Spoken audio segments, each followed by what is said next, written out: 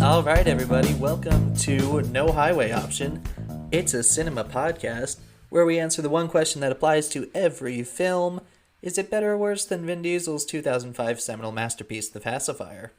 I'm one of your hosts, Connor, and I should not be exposed to direct bright lights.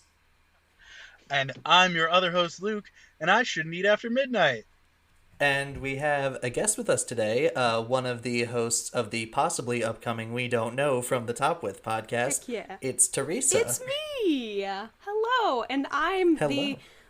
what was the third one? Don't put me in water. Also, I am the lady who appears in the sequels, apparently.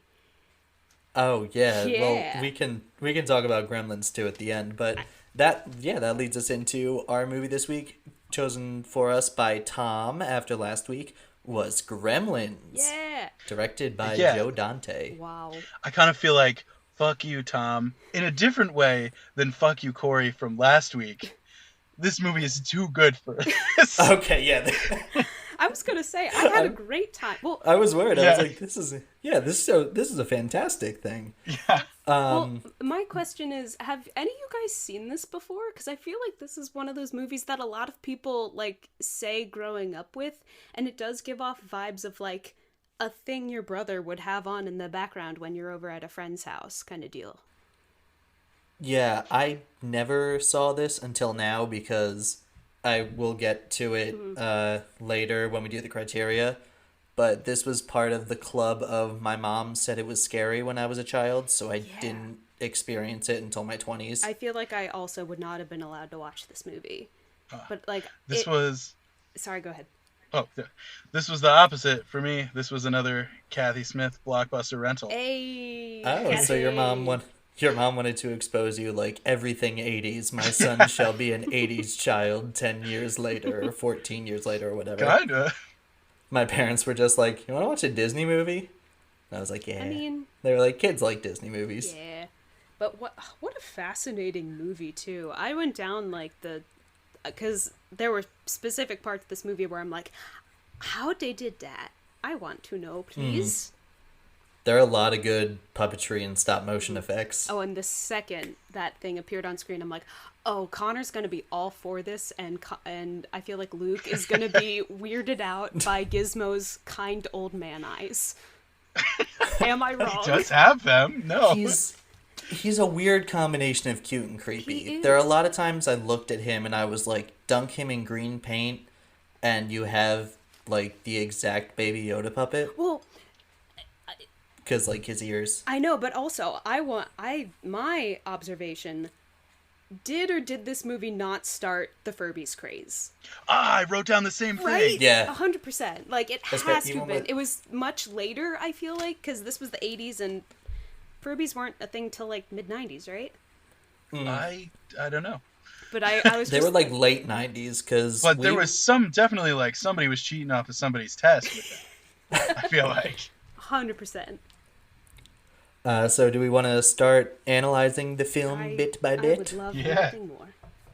Okay, so we start out in this really cool looking Chinatown set. It's got like this neo-noir look to it. Just good filmmaking all around. And a man... This episode's going to be a lot of me being like, the artistry of cinema. I don't know if I got that deep, but I was also just like, I'm having fun. Heck yeah. Yeah. I just thought it looked cool. There's a narrator named Rand Peltzer. He's an inventor. He sounds like Baloo, but it's not Baloo. But it sounds a lot like Phil Harris. I was just yeah. more like Rand. I couldn't stick an H in there or like a Y at the end. Like, who names their kid Rand? It's like, Something. that's a name where he would the voluntarily goes. Like Harand. Hand. I don't know. That made more sense in my brain. He goes into a mystical store. With all the that Phantom just- of the Opera candles. There's so many mystical items everywhere, and it just makes me think of Treehouse of Horror 3. He's an inventor, and he's pitching the bathroom buddy. Which is a terrible invention. I like it. I think it's Maybe in fun. spirit. I like the convenience. It's a huge Swiss Army brick of cleaning shit. Yeah. Oh, there was the part later where it's like this tiny wimpy Bic razor that, number one, is a tiny wimpy Bic razor that is gonna just cut up your skin everywhere. But secondly, it's attached to a brick. How the heck are you? I mean, I'm not a man. What, are you putting that in your pocket? Yeah, like it's the size of your forearm. But it's funny because it's an obvious magical man, and he's trying to pitch him a brick with some toothpaste in it. This man with his Rand one was a mix of Wallace and Kevin McAllister. Oh, I guess, yeah. He doesn't have as much of a cheese obsession as one of them, but yeah, invention wise. So Rand hears some noises, and he discovers a Mogwai, which is not for sale. And during all this, you don't see the Mogwai, which is great because it builds up the suspense of what is this thing going to look like. A lot of really good suspense building of just like hurry scurry out of the frame until you actually see the thing, and then it's like, it's yeah. No, I made that note a few times of just suspense being really good. But the mystical man is like, the Mogwai is not for sale. Which is fair. I also wouldn't sell this potentially devastating animal to this numbnuts who just wandered into my basement store.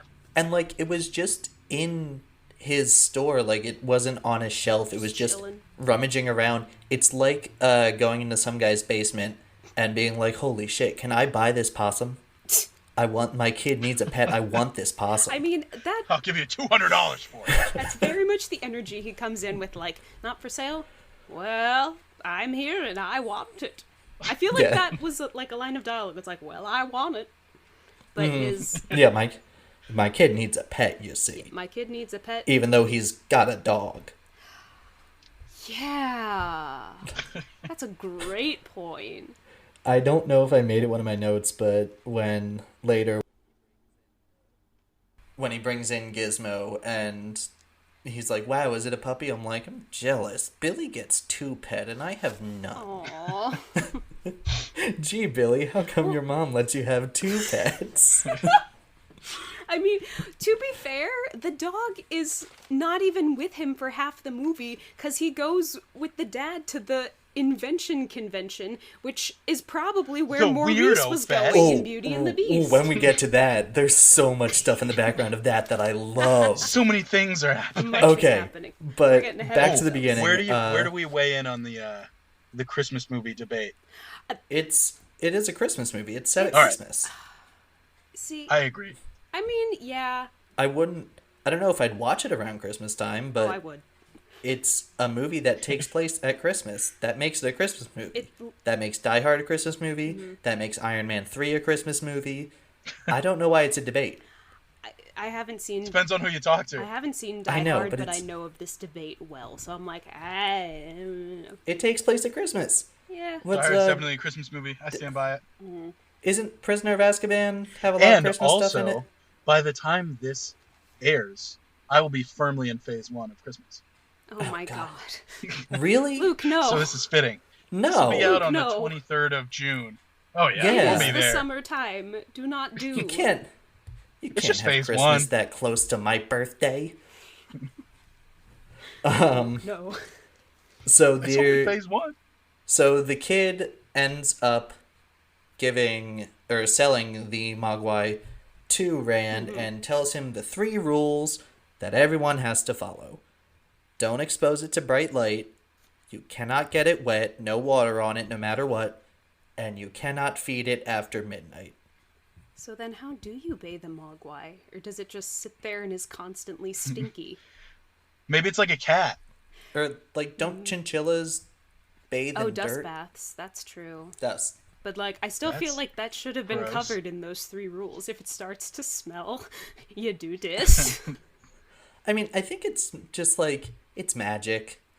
You don't need to... Like, I feel like every hacky stand-up has done a, like, well, after midnight, what do you mean after midnight? Because it's always after midnight somewhere in time zones and blah, blah. And that's fair. I did wonder about time zones. I always just considered it as from midnight until like the start of a new day. Oh, like sunrise. Wherever maybe. you are. Yeah. Like when I mean, I guess like you don't really get a chance to argue.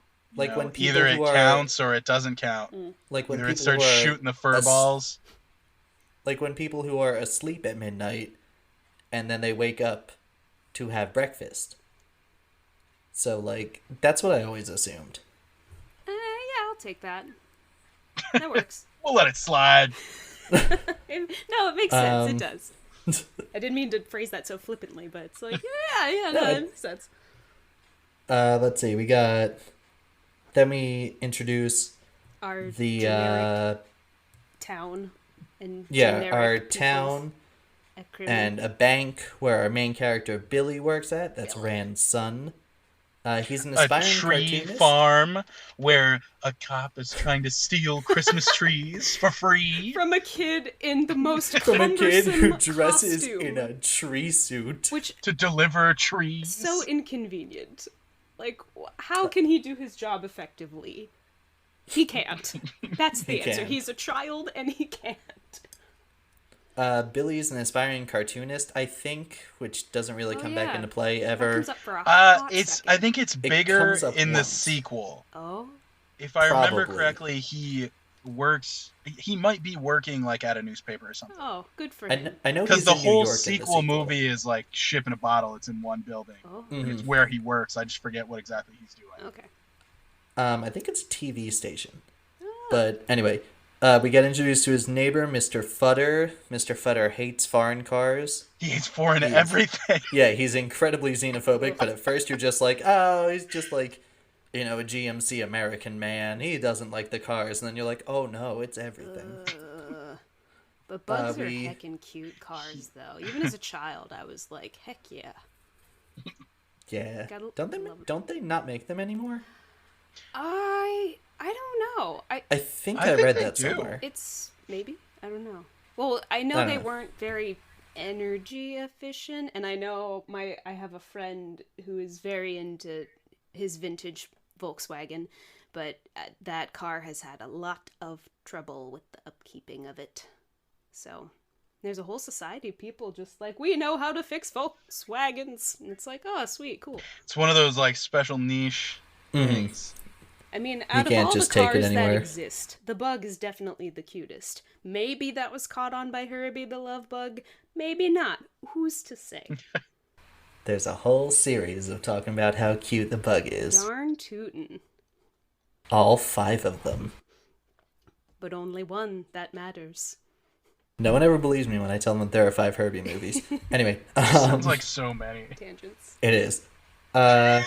There's a good Easter egg when he drives by or when Billy rides his bike by the movie theater. Steven Spielberg produced this, and the titles on the movie theater marquee are A Boy's Life and Watch the Skies. And I think those were the working titles for E.T. and Close Encounters of the Third Kind. Oh, that's neat. I read that somewhere. I forget where. Huh. How fun. We get introduced to asshole rich lady who immediately when I saw her made me go, we've got to have money. Mrs. Deagle. She's somewhere in between Mr. Potter and like the Wicked Witch of the West. She's literally the Wicked Witch of the West. Like it's such a. I think that's the joke. Yeah, she's very okay with murdering dogs and telling you about it. She's a cat lady, you see. She's comically evil. Comically evil with all her cats named after different forms of currency. She's yelling at Billy working at the bank about how her dog destroyed a snowman. And she specifically says, maybe I'll put him in my spin dryer on high heat. Yes! To kill him. And some random bystander just confirms, yep, that'll do it. I forgot about that part. I missed that part. I very much missed that part she immediately went on my in my Brad Garrett slot for that reason. Oh. And that fluctuated throughout the viewing of this film. for me. But I can reveal my final thoughts at the end, not to get ahead of ourselves here.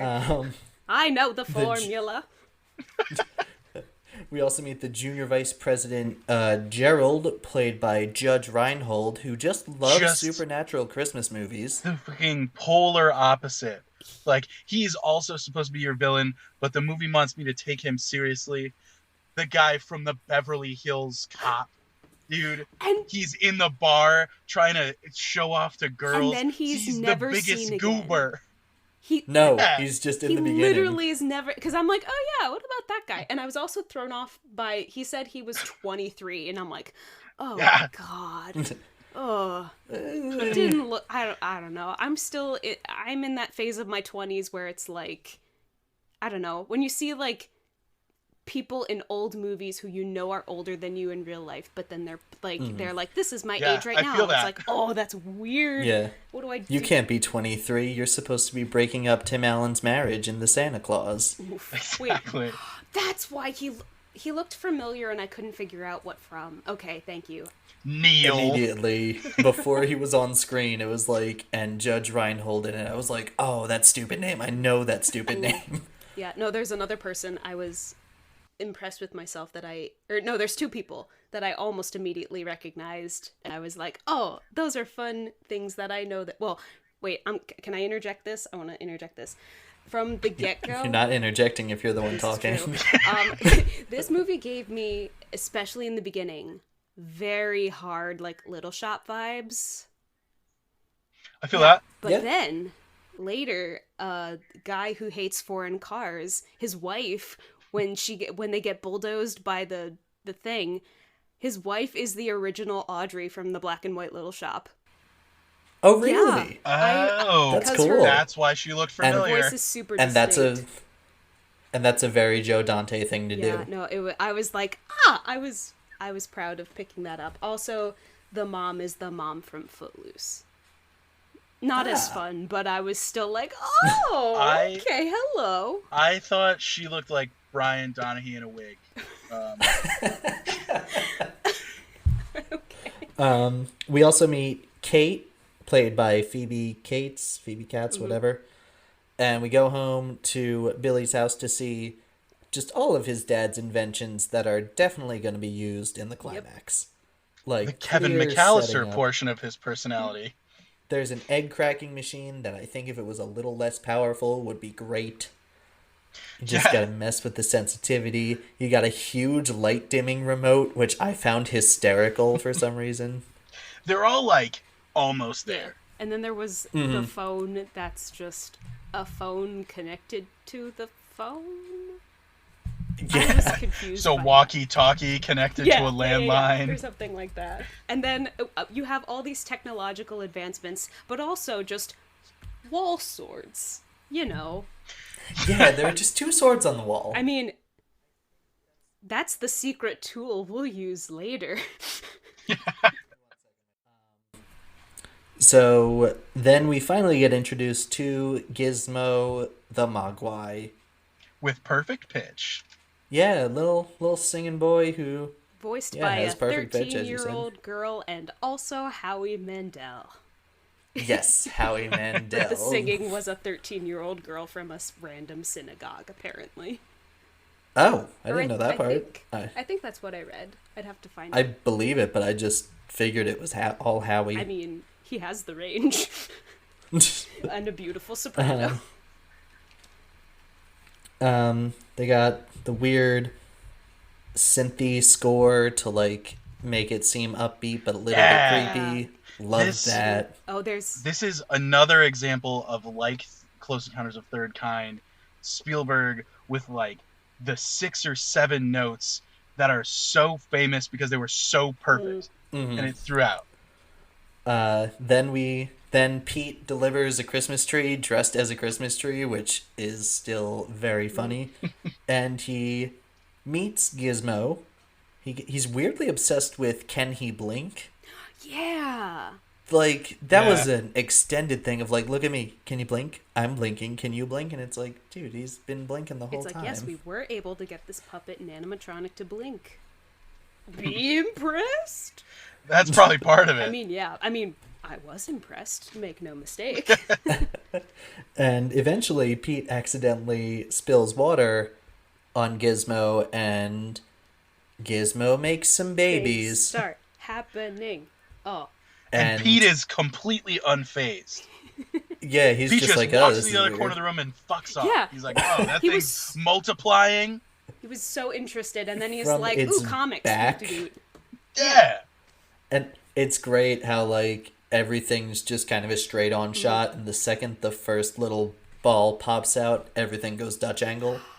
Oh, I didn't notice that. Oh, it was really well done. It was really effective. Yeah, that whole sequence. And we get a whole little gang of Mogwai. There's a little fat one. There's one with a big mohawk named Stripe, who's the leader and also a bitch. So clearly evil. Oh, They all hate Gizmo, which for some reason. just an unnecessary addition. Yeah, I don't know. That whole sequence of that happening, I just wrote, I am horrified but delighted. They're playing a little Accurate. Donkey Kong and little trumpets. Having a great time. Love that. And Rand comes home and sees them, and he's like, wow, I should sell these?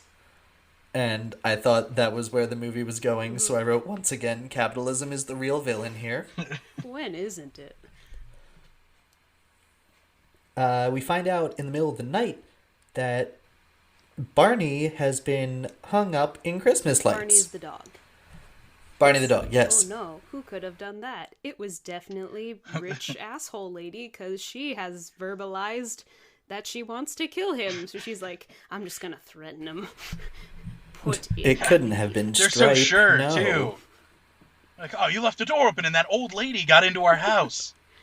Which, I mean, I guess is more realistic than the Gremlins, but still. Also, a lot of instances in this movie of stuff squirty outy. Funny. And bad toothpaste continuity. Lots of goop. Well, no, that was shaving cream, not toothpaste. No. The toothpaste came back out when he showed him the razor. He That pushed was a button. shaving cream. No, it was green. It was the green toothpaste again. I thought it was white. No, shaving cream is white. Yeah, that's why I thought was when he green. was showing him the razor, the shaving cream came out. And he was showing the guy No, the he toothbrush just in the pulled out the beginning. razor, and then he was like, what does this button do? And then the toothpaste came out the same way it did the first time. I thought it was... But then, when he wiped off his face, they cut away, and his whole face was clean. Oh. I could have... Not while he wiped it.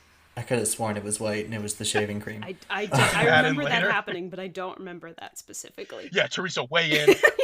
Well, You're here for this here, toothpaste here on fight. No Highway Option, we discuss toothpaste. And later that day, Billy donates a Mogwai to Mr. Hansen, his science teacher, and he donates him a Mogwai for experiments. We meet Futterman again. He's drunk at a bar, and he goes home and he gives the Gremlins their names by telling the whole story about World War II Gremlins destroying airplanes, which was a real thing that people thought. Anytime some It opens up so many questions. Like, this guy's whole worldview is that Gremlins did everything. Mhm. Gremlins. Does this guy think Gremlins were the Hitler? Oh no. We don't know. No, is he just drunk or is he insane? But this isn't just a Futterman thing. This was a real thing that people thought in World War II whenever there were mechanical issues with the planes. That they were They were like, Gremlins. oh, it's Gremlins. Both Warner Brothers and Disney made a lot of cartoons starring Gremlins. Oh. They weren't these Oh. guys, but they were different little plane-looking dudes. I did not have that I background. did miss that That's line of interesting. dialogue. I mean, I was there for that speech, but I was too busy kind of cringing of just like, between the Asian guy at the beginning and now this, I'm like, this is Yeah. not a thing we could do in 2020, but the 80s were a time in the past, so. I have a whole thing later about what this movie would have been if it came out now. Oh boy. But it's later. I'm it's excited. during the second nonsense bar scene Let's see. Kate talks about how she hates the holidays and mentions the suicide rates, which is kind of uncalled Oh, for. I literally wrote seasonal depression awareness is good, but also True. dives That's a right good into point. suicide. So it's like, Yeah. Billy's response to her saying, I don't like Christmas is, what, are you Hindu? Which, that's your go-to religion? Man, that's like that reminded me of I was doing a history project. Shout out to Sam McGrath if you're listening to this one, where we had to report on it was a revolution in Panama, and we did this like 10-minute YouTube video, and we were just like rambling. And then like I really wanted to do like the joke that kids do where it's like two countries are fighting and France surrenders, but France isn't one of the countries. Yeah. But like I started the joke and I didn't have two countries in my mind to say. oh, So no. like I'm there and I'm like, and then the second one was like French Polynesia. Oh, I was like, well, that doesn't work for this one. no. Okay. That's what that reminded me of. They go back to a scene where there's some stuff happening pretty much once they're about to be fed. Yeah, Lil Mogwai is a home And already.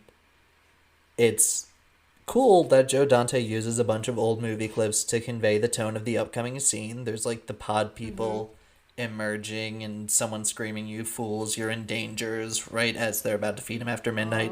It's cool stuff. It's I did fun. not- Joe Dante I fun. think my brain was still on Little Shop, and I think I actually thought they were showing the old Little Shop just with like the pods opening, but it was not. Yeah. It might have been that scene. I don't know. I initially thought so, but I don't. I'd have to look at it closer because it sounded like it, but then it looked like it went into something else. Yeah. So I don't know. Oh, he feeds the Mogwai because the clock looks like it's not at midnight yet. It's not quite So midnight he just has yet. this giant plate of chicken, and I just went, "You fool! Yeah. Don't you know that apparently cannibals say that human meat tastes like chicken? This is just giving the gremlins a taste for human Giving them a flesh. taste. Don't For do flesh. that." All I was thinking was, you can't feed chicken to cats, right? Really? Like chicken on bones. Well, because the bones Oh, they'll choke on. they choke. Like a dog can honk down the whole thing because they're garbage disposal, but a cat will choke on it and die. And so I was like, so these animals, they're smaller, but they're more on the They dog are side. also magic. Yeah, I know. Well, that's what we do here. Still, I'm surprised they didn't. Evaluate nonsense as if it was real. Again, surprised they didn't go for eating. Or well, again, we can also get into maybe why they didn't go into eating humans towards the end, because I did some research on that, and I thought that was really interesting. Oh. I'm interested. So many teases. At this point, we get a call from Billy's dad, from Rand, and we see the invention convention. And we've got We do. the first thing, we've got Steven Spielberg himself riding by in a little bicycle as soon as we cut to the Oh, shot. good eye. Like, he's front and center. The robot from Lost in Space is there, which is weird. That's who that robot was. There's the time machine from H.G. Wells's The Time Machine, Yeah. and it's starting up in one shot, and then they cut to Billy, and when they cut back, it's gone. And everyone's like, where did it go? Where did it Oh, go? that's fun. Oh, I didn't catch It's- any of. I just caught. The robot is saying things. Yeah, the robot comes back, and he gets... I forget what he says next, but it's very funny. Rand's saying basically he's gonna come home soon, and the next day is the beginning of Christmas break, and the children are watching a movie about the human heart, so that there can be a heartbeat to make a tense reveal. Not even a real reveal, but to show Mr. Hansen getting hurt by a gremlin. Now they are Mr. gremlins. Mr. Hansen also does the movie sandwich thing that I think is wild. Like, how many people have you met in your life who like took a bite of a sandwich and then left the room. And we're just Children. gone. Yeah. Like, young Maybe children. it wasn't a good sandwich. I don't know. Maybe it was a ham sandwich and he was saving it for Ponyo. Sorry, I watched Ponyo today and I can't stop thinking about it. I can't believe it's taken you this long to watch a Ghibli movie. You're gonna have so much That's- fun. You're gonna have so much We fun. can talk about that Okay. later.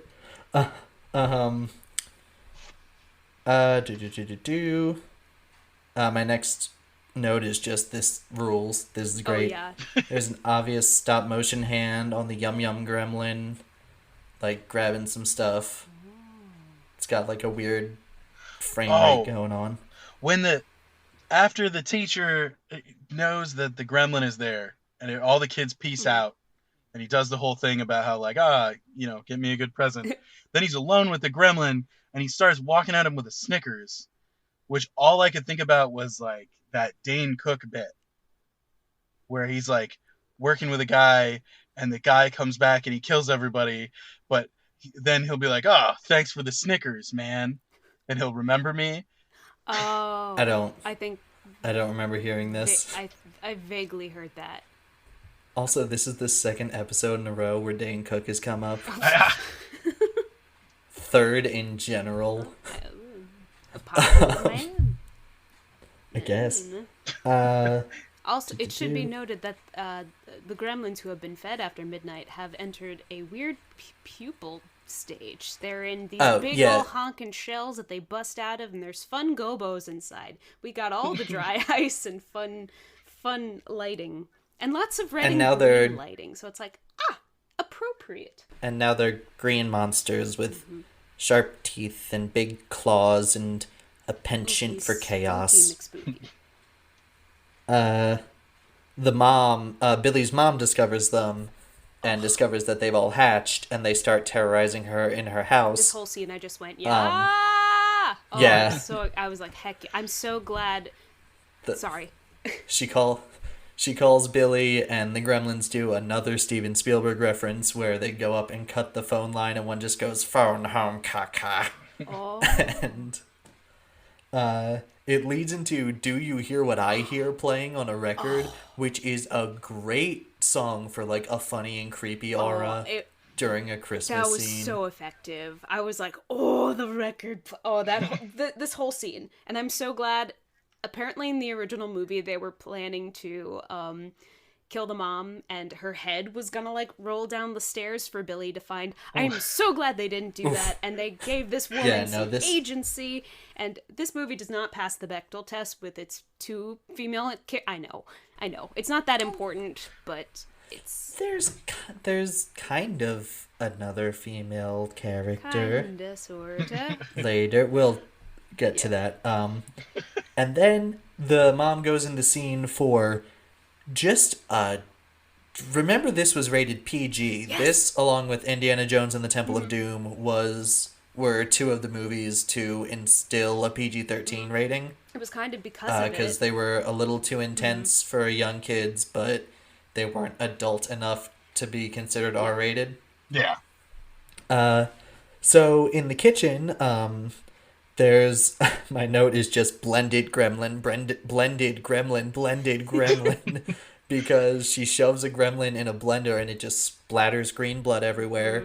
She stuffs one in the microwave and explodes it. The microwave and the chair scene are like the two things that I remember the most as a kid.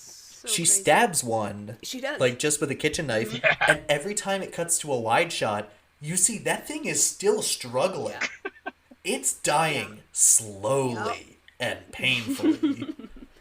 I found it very cathartic. I was one of them was burned alive, and Stripe ends up escaping into the town to cause chaos.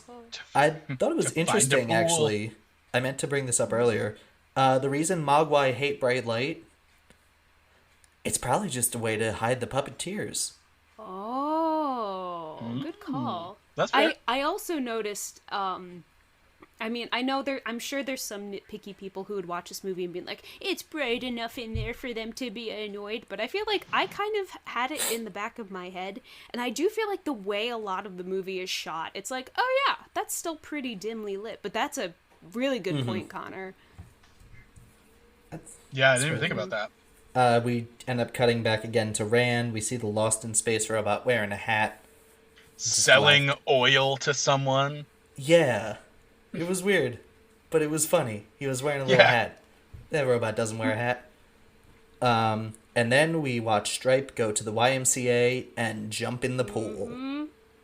And I just, like, I felt myself do, like, the Grinch terrible awful idea smile. Oh. Like, I was like, oh shit, Act 3, here we go. So many are about to be here. And of course it's in a YMCA, so of course in the back of your mind's just, young man, there's no need to feel down. And then him and his army are going through this little like diorama of the town. I don't know. I'm mixed on what it was. It looked kind of like they built a little thing to have them on, but I wasn't sure if it was that or just a hanging thing in the back. I think it was a little set for them to be on, like the little stop motion ones. But he says to them, they're charging through the streets, and I swear to God, I could not. I'm sure he didn't say this, but he like grunted out, "Hey cunts, let's go yum yum." And then they charged through the streets. I'm pretty sure he said, "Hey, let's go yum yum." I don't think he said that word. That definitely would have made it PG-13. Well, actually, no, I'm not going to say that. So probably. That would have probably made it R. I mean, considering the other things that happened in this movie, it's like, oh yeah. Wait, why this? Why? Yeah, I was amazed. We'll get to the stuff, but oh my god. Yeah. Every supernatural movie needs 2 doubting cops. Bumbling So drunk Billy cops goes on to Christmas their Eve. office. Drunk at work. Drunk at work on Christmas Eve. We get to see Fetterman getting plowed to death because the gremlins jump on his plow and crash through his house. And Killing him and Audrey. They mess with his TV and he bumbles around the house just going, foreign! This is foreign! Something foreign is happening! I knew we should have bought a Zenith. It's like, wow, that's a brand I haven't thought of in 2 decades. Same, but I was like, oh yeah, that brand. Brand. And this entire time, the score for when the gremlins attack is just, it's a great mix of like creepy but really funny at the same time. Just the do do do do do do do do. Yeah, it's a great Every score. now and then you would get like whimsy mischief 90s music, like dun dun dun dun dun dun. Like you got a little bit of that in the beginning, but then I feel like it transitions. Although my favorite score moment comes toward the end because I was like, ooh. Oh, okay. There's one gremlin hiding in a mailbox, spitting the mail back out. Big laugh. I like that a lot. Big goofy scene. Big laugh. Then we go to Mrs. Deagle's house. Heck yeah. And first, her many cats. One is named Kopek. Russian currency. Kopek? I think it's Russian. Oh, that's Russian. I think. Okay. 1 Kopek last week. You gave me 2 Yes, Kopeks. that's how I know it. It's from Kopek is in Fiddler on the Roof.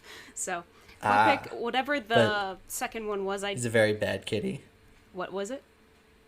No, Kopek's a very bad kitty. I missed the second one, and one's just named Dollar Bill. Dollar Bill. Oh. Not even Bill, just Dollar Bill. Dollar Not Bill. Not quite the Richie Rich dog, but Dollar Bill. The gremlins are at the door, and they Christmas carol, which is great. Remember when Christmas carolers were a thing? Like when they'd actually like come to your doorstep and you just had to stand there and be like, oh, singing people. But like... I know we did it my senior year of high school as like a service project. Did anybody ever open the door and call you a screechy voice little glue sniffer? No. Just her? But to be fair, we all sounded okay. We weren't standing there going, die, die, die, die, die, die. Hey man, in my canon, they all have perfect pitch, just like Gizmo. That's why they kill her, because she insults their singing. She believes that they're demons there to drag her to hell. I mean, not too far off. with all her terrible deeds of not giving struggling families money and threatening to kill dogs and Bad person. a comically But, bad person. So she gets a comic death when Stripe hot wires her little stairway chair, Stair the little chairs, motorized chair baby. that goes up and down stairs, and it speeds up and launches her out of the house. One of the best scenes in the Which- past 40 years of cinema. Crazy. That's what I knew it was coming because like it's an iconic thing that I've seen clips of or whatever. didn't see it but in coming. context, it's just hysterical. It's always funny. I saw other things coming, but that I was not quite prepared for. But I was also like, wow, for these hell-bent creatures of an unknown origin, they're really great at engineering and wiring. Good for them. They're smart. We got the sheriff and deputy eventually believe everything that's going on and drive to help people out. And right after the stair chair kill, they flip their car, and I guess they're dead. The Gremlins cut their brakes. So- The Gremlins got their brakes. Oh, yeah, yes, yeah, you're yeah, right. that's what happens. I didn't write that down because I was having too much Yes, fun. yeah. There's a lot of parts where I'm just like, oh, I'm and- enwrapped. This is great. The next part that stops the montage in place is we go to the bar. Okay. This Before we get started with the bar, I think, before we just list every weird gremlin thing that's happening, I think it's really funny that Kate is still serving Oh my them. god. So Yes. much so. I think that's hysterical. If they're not paying, No. But it's so funny. She's giving them little bowls of popcorn and just refilling their She just beers. really needs this job, even though she has 2 of them. Oh, also the pub's a historical landmark, and she volunteers Oh, there. that's right. That's Yeah. or they want it to be a historical landmark. Yeah, Whatever. yeah. That's not Very important. throwaway. But yeah, no. Oh, okay. Let's Wh- talk What's important is tiny gun. this scene. Tiny gun. I can't believe. I'm like, where did those come from, and how are they lethal if they're so tiny? There's Little pea there's so shooters. many things happening here that make me go, Yep. what are these gremlins? What is their deal? Because there's so many different. They're doing all kinds of different things. There's like a Humphrey Bogart there's gremlin the PI. sitting at a table smoking, and then there's There's another a one doing a flasher. puppet Oh, yeah. show next. A flasher. Flasher Yeah. with the tiny puppets. Also, it doesn't Flash happen it, here, puppet. but they can all read. That happens a lot. Oh yeah. They know how to cut breaks. They know how to sing. They I know- stand yeah, by that they if know- this movie came out this year, it would be 3 movies at least. And then it would either be the last movie or it would be another spin-off movie about just Mogwai / Gremlins. And it would be like Gizmo and Stripe would have to team up to save their race. Oh. Well, we are getting an HBO Max original series about like Mogwai adventures. Ah, Oh, damn. wow. I didn't know that until just now. Yeah, no. Let me double check what it is. Gremlins: Secrets of the Mogwai Wow. is what it's called. I was sad that there wasn't a third as a kid. It's going to be an animated prequel. Animate. Well, maybe. I like it. I like the fact that the what's it called? The Gremlins are in the cultural know well enough to know that when you sing when you're drunk, it has to be in Irish accents. Oh, I did not catch that. Oh, no. it's like a quick thing. But yeah, we got like a PI gremlin, a flasher gremlin, a lady gremlin with the rest of the gremlins playing Just the poker. one. That's not this. And she kind of looks like older. Like she kind of just looks like she has a wig and big lips. Maybe. It's not like the Gremlins 2 gremlin where it's just like lips and tiddy and put it in a bikini. That's the extent Joe of my Dante's knowledge just there about like- Gremlins too. I know they're a lady. We want him. Gremlins 2, they're just like, we want a spider gremlin, we want a smart gremlin, we want a crazy one, we want an electric one, and there's one that we want people to want to fuck. It's like, all right, Joe. Well, the first one made a lot of I money, guess. so I guess so. Or maybe it's a drag queen. Or this one might be a drag queen if she's looking a little not to say. I don't know. not busted, but if she looks older, I don't know. They're Not to say gremlins. drag Great queens are time. lizard No, people. I redact They're that. gremlins. I'm sorry. They are genderless creatures. Yeah, genderless creatures. They can do whatever they want. They can identify however they want. They reproduce asexually, so That is also very true. Very. You're not wrong. it's kind of a plot point. Yep. We got Kate using her camera to Bright lights. camera flash to stun Yes. them, so she's smart. Bright light. And then Kate meets up with Billy to describe her Christmas trauma. Oh, see, this I knew about. Oh my god. Which is It's right the fuck out of nowhere. This is like this might be better than I think it is. This is like one of my two favorite scenes in films where like lots of things get said, but it's just at a monotone. Like this reminds me of in School of Rock when Turkey Sub is like, I can't sing because I'm fat and nobody wants to listen to me, and Jack Black is like, stop it, and then like she sings and no expression is on her face. She just monotone How is starts Turkey and Sub goes. How is Turkey Because- Sub having a good voice comparable Watch her to a face. girl going, my dad broke his neck while climbing down the chimney pretending to be Santa Claus and we didn't discover him for 4 days. It's all in the delivery. insane. It's the same They're monotone not delivery. comparable. She says like 3 paragraphs worth of information, all just like this. It's her And trauma, then man. It was Christmas, Yeah, and it's it her was processing smelly. trauma. but the smelly thing wasn't an animal. It was my dad. Oh my god. And then they just move on. Nobody says Yep. anything to her. Billy, the gremlin, they just She fuck just off had to to the get that next in scene. there. Wait, did you think a gremlin was gonna walk up and be like, holidays are hard for Oh everyone? God. I don't know. I thought Billy would say something. I thought he would too, Oh. but no, they just moved to the next scene. Like, it's honestly, you could cut that out of the movie, but and it's nothing better. would change. It's better for it that it's in. Yeah, Yeah. no, I think I read Joe Dante was like, no, you gotta keep this in. This is a metaphor for the entire movie. Do you get it? Or I think, No, No, I do not. I don't know. I don't get that as a metaphor for Or the I whole don't know if it's movie. a metaphor or if it was a. I don't know the phrasing, but apparently that, yeah, I It's- think there was pushback for him to It's take it weird. out, but he's like, no, I believe this it. is vital. Yeah, it's weird where it's a movie where we witness multiple murders, and that's the darkest scene. True. Ugh. Very true. I just can't get over the Oh delivery. my god. So right and I after, had forgotten it. I did too. right after that, just harrowing, dark segment, we go to a movie theater where the Gremlins are watching Snow Having White a great time. and just being wacky Gremlins. And One of my favorite quotes there. He looks into the movie theater and sees them watching it, and Kate's like, "What's happening?" He goes, "They're watching Snow White." And they I love it. Yeah. Oh my gosh.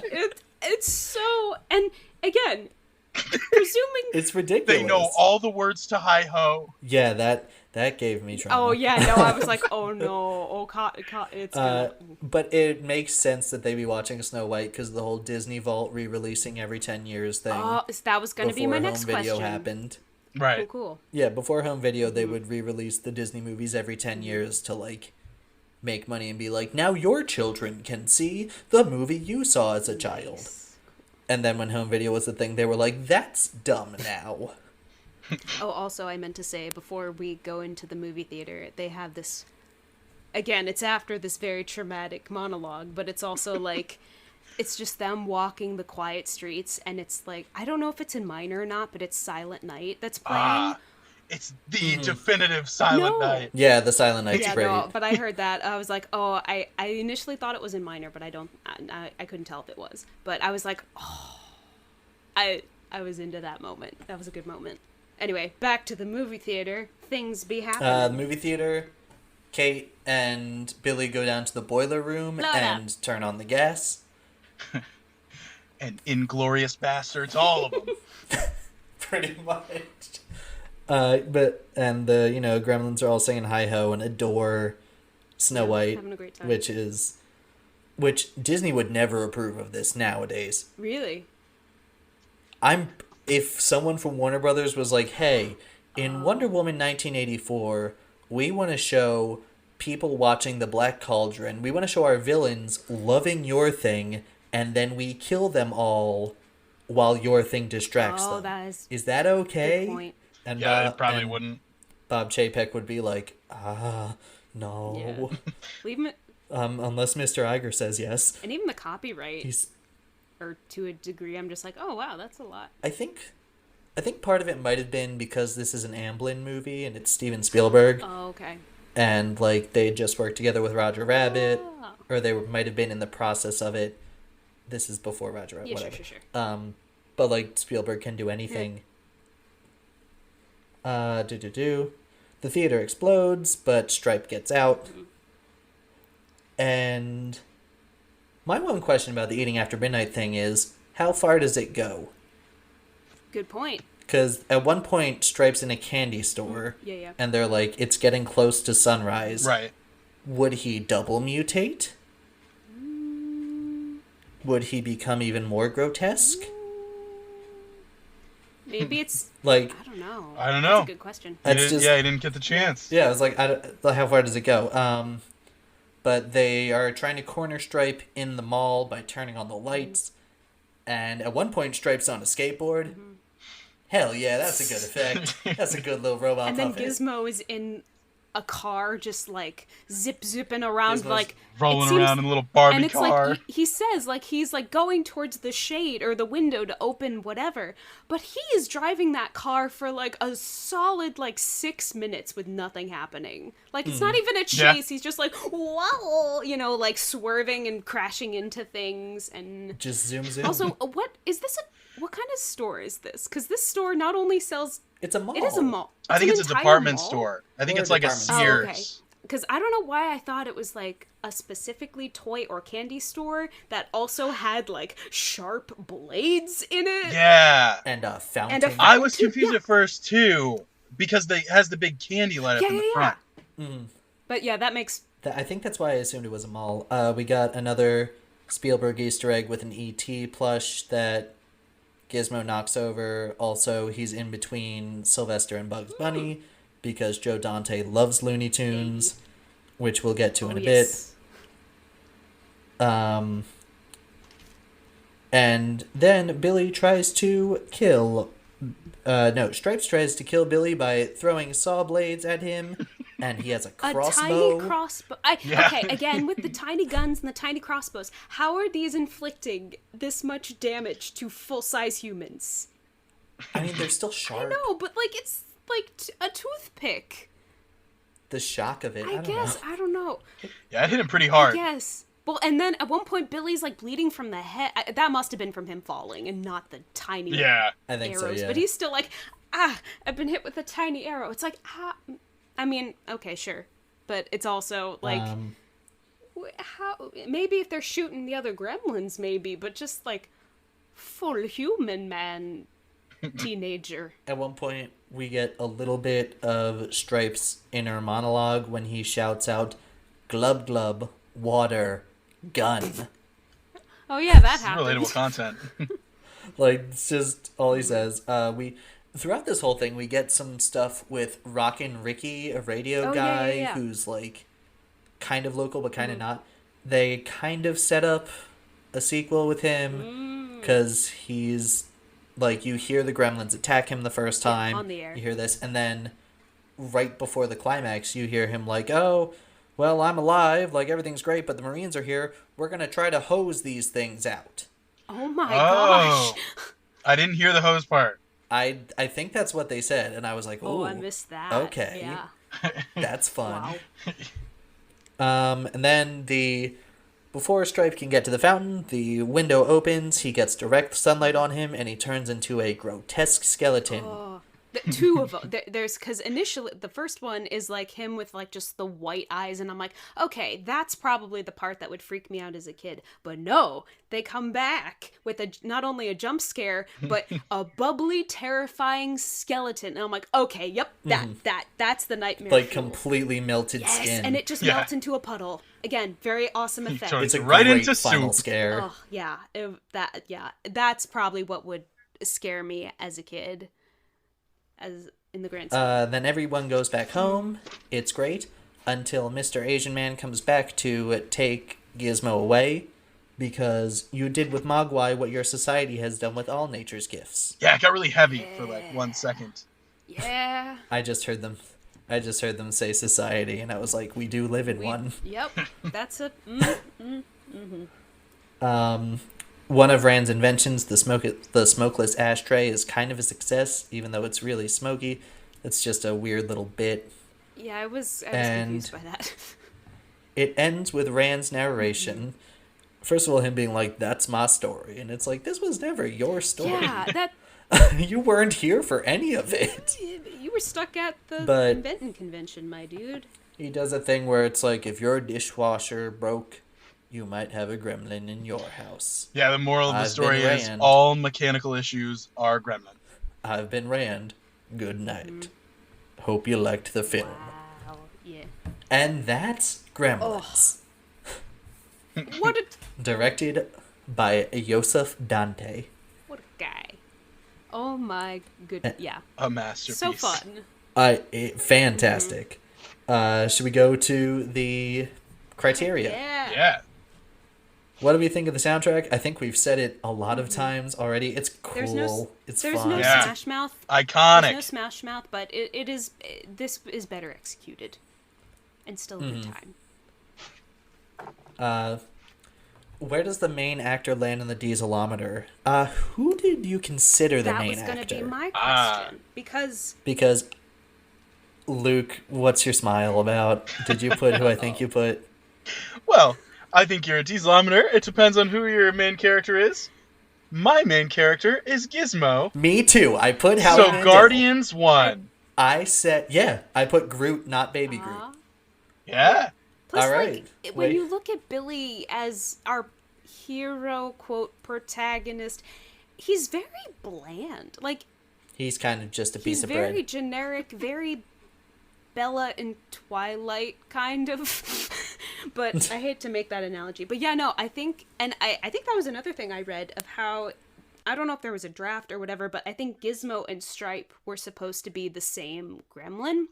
But they were like, no, this is Gizmo's story. And that's why they put him in the car to drive and close the window, because Billy was initially going to do it, or something like that. Huh. Gizmo did save the day. But yeah, no. Yeah, Gizmo did do it. Yeah, I mean, if you're comparing Billy to Vin Diesel obviously is the more memorable performance. But yeah, no, Gizmo, very charming with his old man Furby eyes, 10 out of 10. Even though it's like, it's kind of his story, but kind of not, question mark, but it's... According to Rand, it's Rand's story. Also that, but if I would still, Vin Diesel is better than him. Did I like it? Did I like it as a kid / would I have liked it? As we said in the beginning, didn't watch it. This was part of my mom described it to me, and I did not watch it until my 20s club, along with riding the Haunted Mansion. Oh, yeah. Because my mom was like, when I was 5, she was like, this is terrifying. You go in the first room, and it starts shrinking, because it's an illusion that makes it look smaller, and then everything's jumping out at you, and there's all these dead people. So I didn't go on it until I was forced to for my orientation to the Magic Kingdom. And I immediately called my mom afterwards. I was like, yo, you were wrong about this? She was like, what are you talking about? Like, this rules, and also it's a stretching room, not a shrinking room. I too love the Haunted Mansion, even though it did get a hefty scream out of me. But yeah, no, I feel like I'm not sure. Knowing me as a kid, I was very... or I don't know, it took weird things to scare me or like give me the visceral fear in my stomach. I don't think this would give me that, but I think it would give me, like, there was a time in my life where I constantly checked behind the shower curtain when I went to brush my teeth because I was convinced of that. So I feel like that, like, at the end part, like, so if you need to, I feel like I would be checking places to be like, gremlins. So at the very worst, it would have done that, probably, is my guess, but hard to tell. My answer is hell yeah. what has the director gone on to do? Joe Dante has gone on to do a lot. He did a segment in the Twilight Zone movie. He, of course, did Gremlins 2, The New Batch, Small Soldiers, the good live-action Looney Tunes movie. Back in action. Which is back in action. And Good is an interesting word for that film. Compared to comparing the two, it's definitely the better one. Also, the screenplay was by Chris Columbus, which makes yes, me I was actually just about to say that. Chris Columbus did the screenplay, and he did the Home Alones and the Harry Potters. First two. Yeah. And Percy Aww. And he does a bunch of stuff. Yeah. I think his last thing Chris Columbus did was the Christmas Chronicles. The Kurt Russell is Santa Claus. Netflix I still haven't seen it. Isn't Goldie Hawn in that too? I don't know. Isn't she Mrs. Claus? Yeah, no. Probably. They're a great pair, as we've seen before.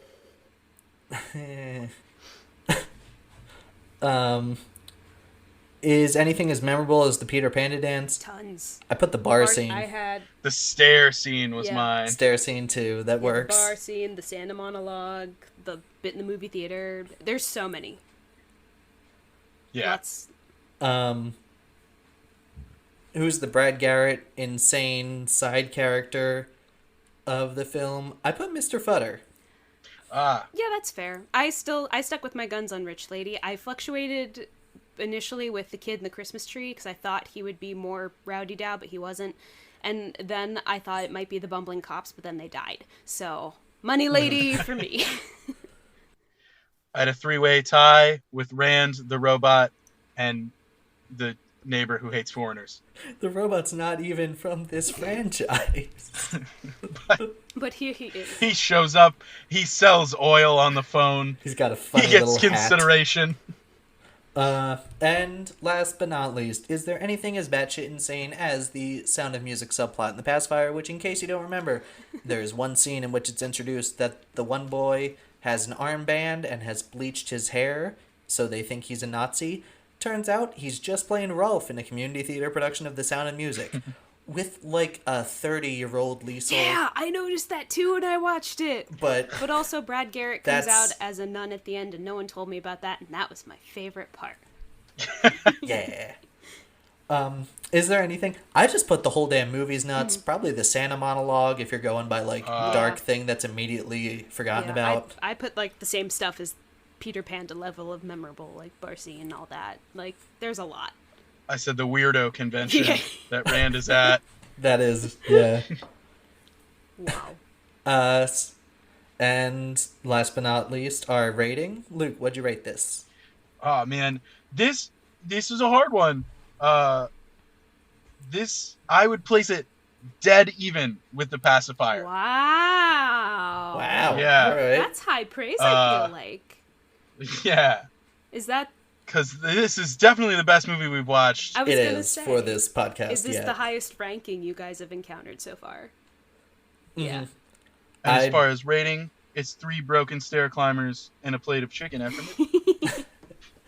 I put it above The Pacifier, absolutely. I think it's just an incredible film that a lot of The Pacifier for me is nostalgia tinged irony. Liking it. Like, it's still well made and it's still good, but a lot of it is also like, they're playing Good Charlotte's the anthem. I remember that song. But this one's just incredible. I give it 8 stair chairs out of 8. I didn't come up with a fun thing of ranking, but I was just like, I did like this better. And I do feel like I would watch it at Christmas time. I don't know. And then I had an idea of, like, I wonder if anyone has ever thrown, like, a Gremlins themed Christmas party. Because I feel like someone has to have somewhere. That's a fun idea. So I rank it Gremlin Christmas party out of other Christmas parties. Sure. Okay. I really liked it, and I feel like I would revisit it. I'm actually very tempted to watch the sequel, even though I've seen a lot of clips of it just out of context. Because it's a lot of fun. You will like it. It has a memorable fourth wall cameo that I've seen, and one of the most insane movie studio logos ever. Oh. Because it opens with you think it's a Looney Tune. Oh. and like Bugs rides in on the Warner Brothers logo, and then Daffy comes in and is like, I want to be on the logo. So they fight, and then Daffy just goes, fine, fuck it, skip the cartoon, let's just start the movie. And then it goes right into Gremlins 2. You know what? It's so weird. Good choice. That's fun. But that's our episode on Gremlins. Now, are you all ready to play Coming Attractions game? Yeah, except it's a little different because I went extra. Oh, Yeah, boy. I really hope this doesn't get long-winded, but okay, no, alright, here's my thing. When I was growing up, watching DVDs, as you do, one of my favorite things was to go into the bonus features, right? So what I did, I selected from my collection of DVDs, I'm torn between 2, but I think I'll give you 3. I have 3 movies that you guys can tentatively pick, but I'm only going to give you some of the bonus feature segment titles. Ooh. So from those Okay, segment this is different. titles, you can pick your poison. Okay. So each one has 3. They're all from the decade of the 2000s. Oh, wait. No, I was looking for a writing instrument. I thought you were signaling that your sound went out, but okay. Yeah, Nope. but no, so I have 3 movies, all from my personal collection. They're all from the decade of the 2000s.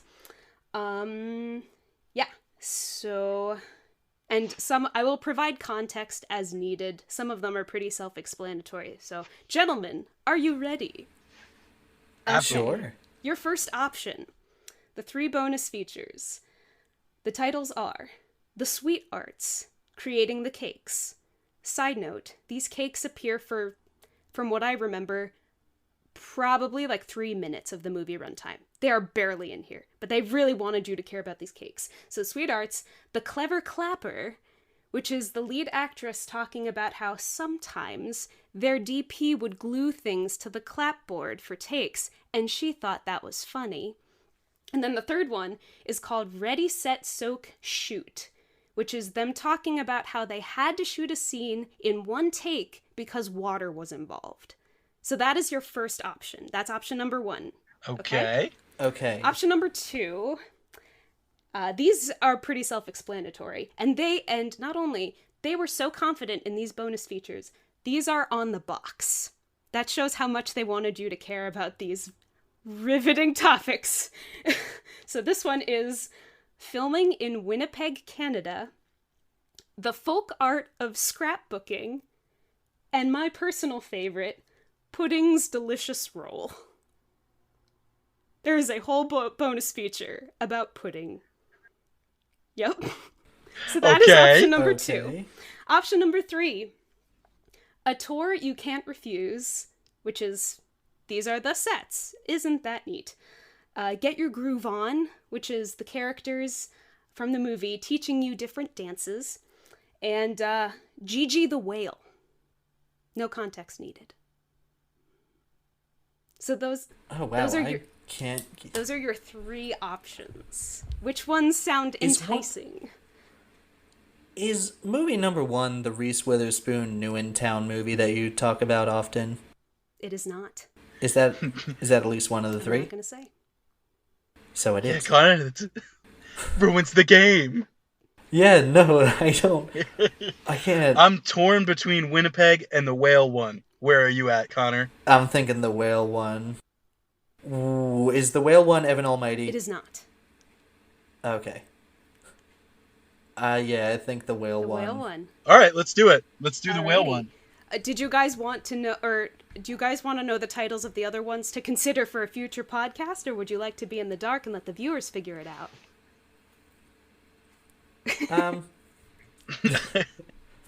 In the dark, but give us hints about the movie 3 that we chose. Hints. That's just like a precursor to the game. I added this one because I thought the other 2 would be harder for you guys to find. So this one might be a little more mainstream, let's say. And I believe all 3 of these movies are genres that I don't think you have covered yet. Okay. Okay. I'll give you. It came out. I believe it came out in the year 2004 or 2005. I should have looked up better hints. I didn't think you'd get this far. I mean, the second I start naming the cast, you're gonna know. So do you want me to go there?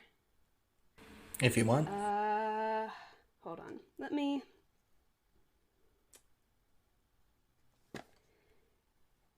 I thought I had more... Hold on. I might have to look up better... Or actually, no. I'm just gonna do some of the cast members. Okay, you ready? Mm-hmm. Martin Scorsese. Oh, Angelina Jolie. Oh, Jack no. All I Black. had to say was Marty. Oh, God, it is 2004. Gentlemen. Oh, God, wait, Luke, do you know it? I have no idea. Oh, I'll give you some more. What's the movie that involves... Also... It was big on the soundtrack. Renee Zellweger. Jack Black, Martin Scorsese, Angelina Jolie. Robert De Niro. Robert De Niro. I don't want to say the main neither do star I. because he's kind of a meme for this movie. I'm trying to think... Because he looks kind of The soundtrack. scary. Oh, I think I can talk about the soundtrack. The soundtrack features Christina Aguilera singing a remake of an old song with I Is think it it's one of the Missy holiday Elliott. movies? Yeah. No, it's God, it is a genre we haven't. Well, Kind of, but It's- not to this degree. it's a medium, not a Oh, genre. sorry. My apologies. Okay. No, I know. I knew you'd get me for that. You can just tell me. Shark It's Tale. Shark Tale! Oh no! You're welcome! Oh no! I should have gotten that from G. Oh, when you said a tour you can't refuse, I was like, "What's a big Oh yeah, Godfather I meant to. movie?" Yeah, And then I you didn't were say like, that. It's definitely spelled the pun way, like reef use. A tour you Oh, can't oh. refuse. Also featured Club Oscar, created exclusively for the DVD. Features hilarious technical bloopers, the music, and DWK, DreamWorks Kids. This way to play more than 20 exciting games and activities. I'm so mad that What I can didn't I put say except you're welcome. Da, da, da. I'm just upset I Well- didn't put the Godfather and the whale thing together. I should have. It's so strange. I have not seen this. I only saw this movie once. Oh, I was very young, you're in for a treat. and I do not remember anything about it. We Oh. watched it in my French class. I should have said this is my hint. I got this as a Valentine's Day present from my parents, and I remember getting it and feeling the disappointment. Even as, how old would I have been? Like 11 or 12? I don't know. So, you're watching Shark Tale. But if you're interested, Yes, we the are. other two are New in Town by Renee Zellweger. So that was number Yes, two. it was. This is the pudding and the Okay. scrapbooking. This one I watched once, and once was enough. And the second one, in her Lizzie McGuire heyday, it's The Perfect Man with Hilary Duff and Heather Locklear and some other people. I've never heard Chick of that flicks. That's Yeah. why I was like, you guys are probably going to have a hard time It was finding these. 2 for 3 movies that I haven't seen, and I picked the one I have. Heck yeah. one. Well, Well, All I'm right, sorry if that so was tune extra, in but I next hope it was week. fun. no, I really Yay. like that. that was Oh, I'm fun. glad. Tune in next week where we're watching Shark Tale. Working at the car wash. Oh Going to the car boy. You gotta snap your fan. A lot of whitefish can't do it. That's not the way you sing that song, man. Oh, I remember way too many quips I from watched this. this movie a lot, surprisingly. This is gonna be torture. All right, well, thank you all. Thank you for being here, Theresa. Oh, thank you for having me. This was so Yeah, fun. thank you.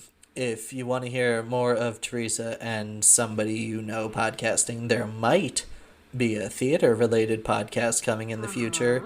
We don't know yet exactly. But if you want to tune in for updates, But, you can follow From the Top with Podcast on Twitter.